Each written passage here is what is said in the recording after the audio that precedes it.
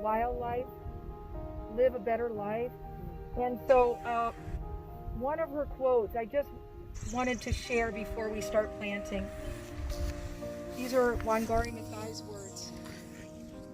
We owe it to ourselves and to the next generation to conserve the environment so that we can leave our children a sustainable world that benefits all. And there's one more. We are called to assist the earth, to heal her wounds, and in the process heal our own. Indeed, to embrace the whole creation in all its diversity, beauty, and wonder. So I feel we're all here together to assist the earth and to assist ourselves. And we wanted to say thank you for helping us. Thank you so much.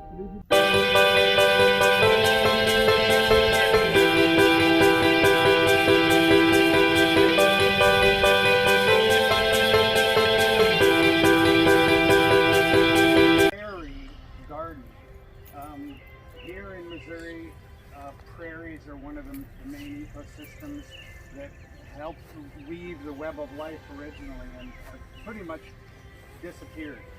So we're trying to bring the native plants back into the landscape so that that web of life, meaning the plants, the insects, the birds that rely on them, and all the connections, can be reestablished again.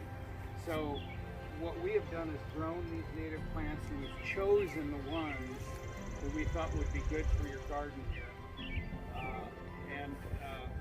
We grow them in these 73 groove trays. Oh wow, this is Wait, oh, there's a word. That's all. That we, people, have brought plants from all around the world, and we've brought them here, and now they kind of take over our ecosystems, and the animals are not used to them and can't eat them.